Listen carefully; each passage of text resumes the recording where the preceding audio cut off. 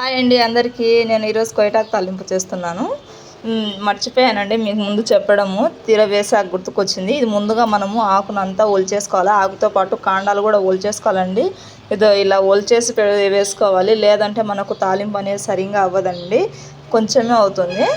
అందులో ఇంకొకటి ఏంటంటే మన వాళ్ళు చేస్తారు, చాలామంది ఉడకబెట్టేసుకుంటారు అన్నమాట. ఇదో ఇలా వాటర్లో వేసి ఉడకబెట్టి వడగొట్టేస్తారు.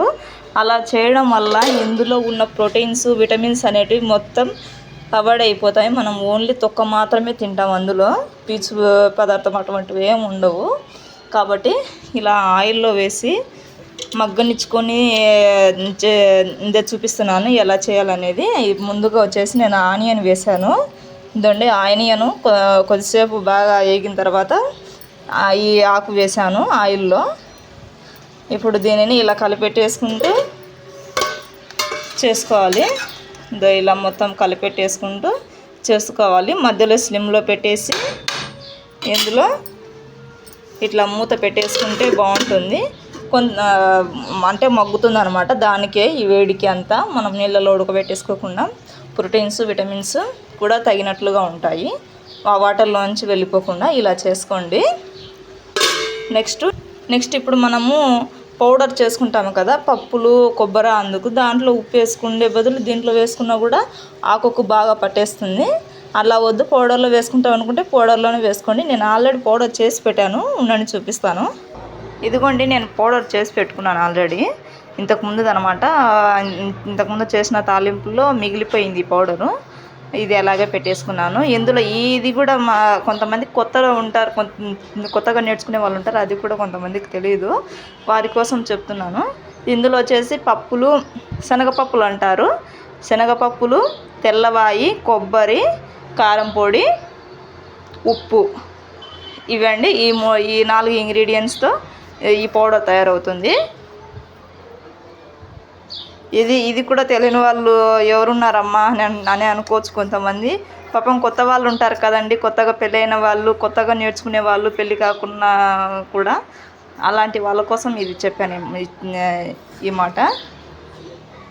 ఇప్పుడు అంతలోపు నేను ఇలా స్లిమ్లో పెట్టేసి, ఇలాగే స్లిమ్లో పెట్టేసి ఇలా మూత పెట్టేసి ఆవిరి వస్తుంది కదా, ఈ ఆవిరికి మగ్గిపోతుంది అనమాట ఆకు. ఇట్లా మధ్యలో కలిపేసుకుంటూ ఉండాలి. ఇలా దగ్గరే ఉండి మేము చూసుకోవాలి అనుకుంటే, త్వరగా అవ్వాలి అనుకుంటే హైలోనే పెట్టేసుకొని ఇలా కలిపేసుకుంటూ ఉంటే అదే ఉడికేస్తుంది. ఇలాగే మగ్గనిచ్చుకుంటే సరిపోతుందండి.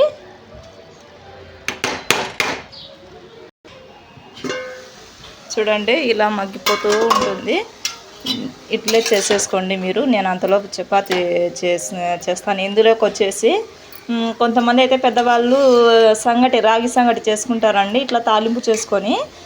ఇందులోకి చపాతీ బాగుంటుంది, సంగటి కూడా బాగుంటుంది, చేసుకోండి. ఇంకా కొంతమంది అయితే రొట్టె అంటే కనుక జొన్నలతో అసలు సిసలైన ఫుడ్డు అంటే అదేనండి. జొన్నలతో చేసే ఫుడ్డు చాలా బెటరు. అది మన ఎముకల దృఢత్వానికి కూడా పనిచేస్తుంది.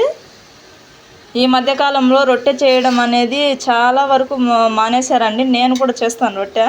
ఈ మధ్య నేను కూడా అవాయిడ్ చేశాను, నాకు కొంచెము వాటర్తో తగలేదానికి ఇబ్బంది అనేసి. రొట్టె మాత్రం టేస్ట్ కూడా అలాగే ఉంటుంది, దాని ప్రోటీన్స్ కూడా అలాగే ఉంటాయి. ఎవరు అవాయిడ్ చేయకండి రొట్టెను. నేను కూడా ఇప్పటి నుంచి మళ్ళీ స్టార్ట్ చేస్తాను చేసేకి. చూడండి, ఇది ఉడికిందని తెలియాలంటే ఇలా ఒత్తితే మెత్తగా వచ్చేస్తుంది అనమాట. ఇది ఇంకొద్దిసేపు నేను ఇలాగే ఒక 15 మినిట్స్ దాకా కూడా మగ్గనివ్వాలి. మీకు అర్థం కానీ చెప్తున్నానండి. కొంతమంది చెయ్యరు అనమాట ఇవి, వాళ్ళ కోసం చెప్తున్నాను. తెలియని వాళ్ళు ఉంటారు కదా. వీటిని ఇట్లా దీంతో ఇలా నొక్కితే కాండము మెత్తబడుతుంది. ఒక ఆకు వచ్చేసి బాగా కలర్ చేంజ్ అయిపోతుంది. ఈ కలర్లో వచ్చేస్తుంది. ఇది అడుగున ఉన్నింది కాబట్టి త్వరగా కుక్ అయింది.